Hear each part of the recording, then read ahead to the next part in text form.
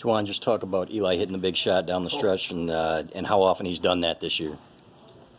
Excuse me. Oh, well, that was huge.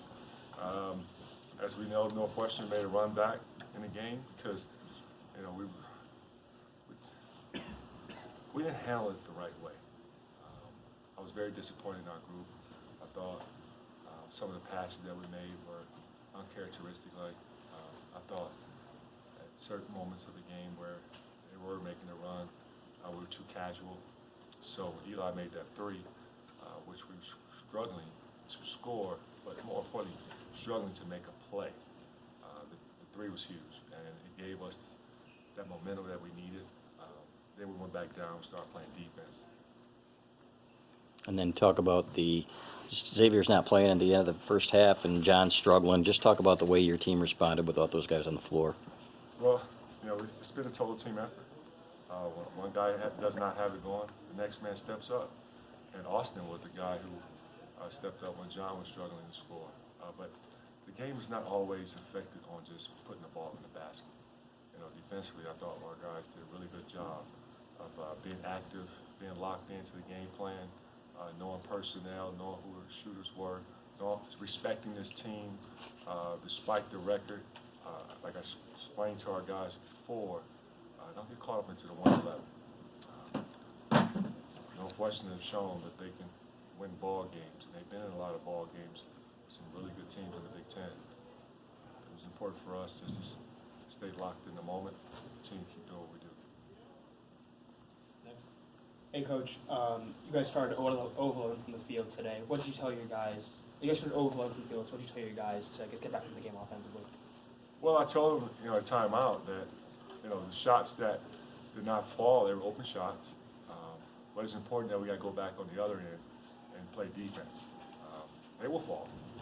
The team keep playing hard defensively.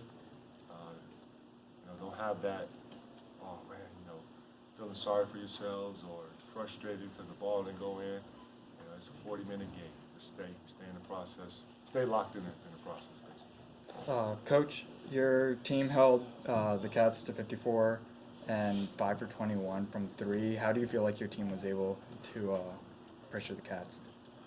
Well, we knew that they shoot the ball very well from the outside. Kopp, you know, is the leader of that. We focused on not giving any open looks to him, making sure that every catch that he caught out there on the floor, that someone was there in his face, being ready to contest the shot without fouling. But we also want to make sure that we didn't get caught hugging our man. Being focused on, you know, being a defensive team by providing team defense instead of, okay, I'm not going to let my man score, and then, you know, they see like basically an ocean. I wanted them to play in the crowd. Obviously, it helps to get Isaiah back just in general, but how big of an advantage was it to get a version of him that has no rust, little to no rust, back? The last part, I didn't hear the last part. How big of an advantage is it to get Isaiah back with seemingly little to no rust in his game? Well, you know, he's still not in basketball shape. He's been out for a while, so it's going to take some time. But, you know, Isaiah is a very crafty player, smart, high IQ, and he's a talent. In due time, he'll start getting his legs underneath him. You know, he'll also get his wind underneath him. I tried to do my best and just manage his minutes and not, you know, give him that 32 plus a game. I try to keep it within the 20s, and unfortunately, he played 30 minutes. How were you able to keep him sharp when he wasn't able to physically practice at 100% during his injury? Well, he's done a really good job with our medical team, you know, doing the sports rehab as well as practice, making sure that, you know, I manage his practice load. On off days, he comes in and he does an excellent job of taking care of his body when it comes to treatment. You know, they understand, you know, what the plan is. We always have a good plan for them, and it's important that our players be mature about it. And they have been. Those who have been injured before, Isaiah, Franz. No problem. What was it like to coach for the first time in this role as a head coach in your hometown? You have a big crowd on the other. It's great. It's great to see as the national anthem is going on, and I get a chance to peek up in the crowd, and I see a lot of maize and blue. That was a great feeling. And then knowing that behind our bench when I walked out, I have a lot of familiar faces that grew up with me. Either they were my family or they were friends. And also some familiar faces like Dikembe Mutombo, who's here tonight, one of my favorite teammates. And I've had a lot of teammates for 19 years. To see Deke show up to the game, that was beautiful. It was great to have that support. But, something about the Chicago air. I love Chicago. This is where I grew up. Once I got off the plane, I smelled it. It's like, I'm home. Are you going to have a chance to be involved with the All-Star game at all? No. Or is your schedule? Nope. Great. Andrew? Juwan, I know this is your first year coaching them, but X and John tied a program record for wins all time. Were you aware of that? And I guess if you could just speak on what that means. You won a lot of games. Yeah, I was not aware of it today. Thank you for that information. But I will make sure that, with the help of you, that I congratulate them on our first day of practice, which will be on Thursday.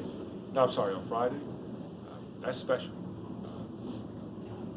For two guys to have the most wins, tie at this moment.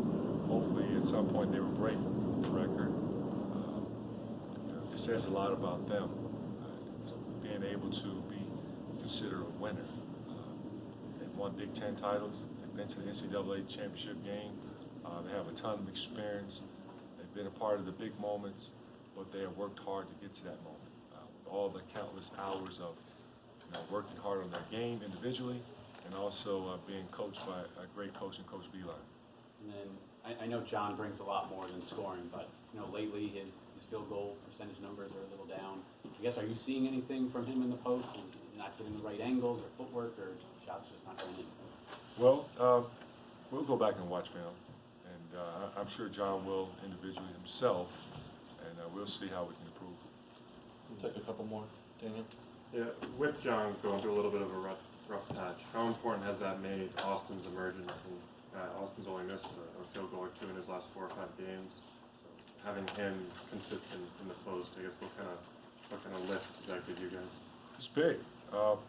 They both work extremely hard in practice, and they're two different players, but they both have been a big part of our team. And I'm just proud to see not only Austin, John, but Colin, as well as Jared. Those 4 bigs have not only pushed each other, but they also have bought into just doing whatever they can as far as sacrificing for the team. And they have affected the game in many ways. You don't see Jaron playing, but in practice, he's always the guy that's getting those 3 guys ready. Colin hasn't gotten the minutes lately because Austin's been playing well, but he's staying ready, coming into practice with the right attitude. They've been challenging one another, and I see growth in all 4. We'll close this up. Coach, you touched on being from Chicago. When you were in high school, obviously you were heavily recruited. Did you ever consider Northwestern, and how has the perception of the program changed since you were in high school from Chicago? Well, I don't recall being recruited by Northwestern, but I've always had a lot of respect for Northwestern, the program. I know it's a great school academically. It's located in a beautiful area near the Lake Michigan. But today, Northwestern have a great coach, Coach Chris Collins, and his staff, and they did a phenomenal job. I was one of the biggest fans when they went on that run and made it to the tournament. Oh, God, that was beautiful to see. Because I remember Chris when he was playing high school ball here in the Chicago area. I remember Coach James being one of the hardest working coaches, but also smartest coaches that not only coached on a collegiate level, but also on the NBA level. They have my support. The time I do not support them is when they play against Michigan. All right, have a great night.